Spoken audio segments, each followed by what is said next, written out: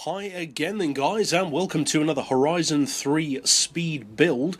And this particular vehicle is a car which, it's not easy to overshadow, but it's a vehicle which doesn't tend to get as much exposure as many other supercars. But the fact remains that this car, the Noble M600, is a very capable machine, and not just in a straight line. Nobles are known for being fantastic around corners, great track cars, and the M600 really benefits from that as an all-round machine. And you can see from its numbers, it's not perfect in every way, but it's certainly very strong. Especially considering that this is significantly less powerful than many of the other supercars in the game. It doesn't even have 1,000 horsepower. So the question is, how quick can it go? Well, as far as upgrades, most of the stuff that you need to do is pretty obvious. Of course you want to increase the power.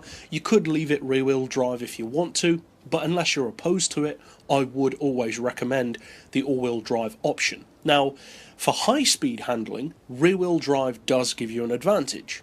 But the advantages that all-wheel drive gives you is off-the-line launch, control when you slide the car through a corner, sometimes unintentionally for instance, and definitely off-road. It's so much better on the dirt. So unless you're opposed to it, I would definitely recommend doing that. Now, as far as the tuning, which is of course the way to unleash in particular the top-end potential that all of those upgrades give you, I would recommend a final drive of 3.05, then individual gears of 2.9, 2, 1.5, 1.17, 0.95 and 0.77, so not an overly radical gearbox, but as you can see, the numbers that it gives you are pretty good.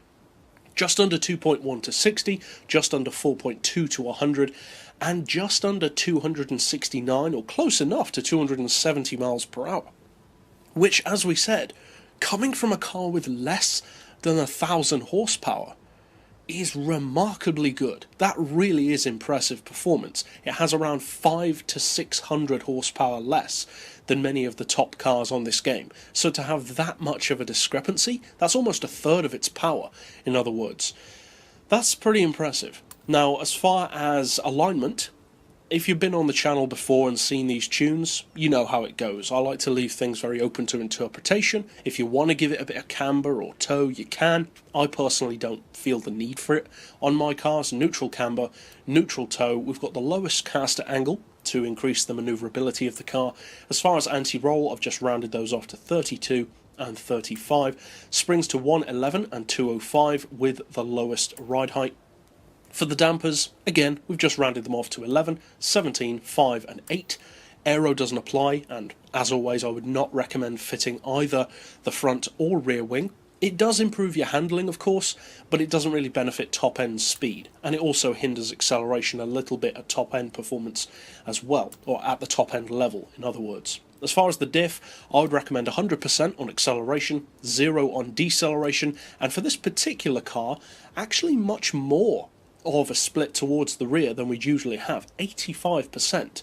So you've only got 15% of that split going to the front end, but that's really all you need to get this car that little bit of extra grip to really allow it to fly off the line and to really be so much more capable, as I said earlier, off-road. But overall, that's it for this particular build. If you are new to the channel, then as with all of my setups on Horizon 3, you can find this on my storefront by using the keywords in the video description. But if you'd like to keep up with other tunes like this on YouTube, you can of course subscribe down below, and also to see the ones which I've already done, check out the playlist at the end of this video.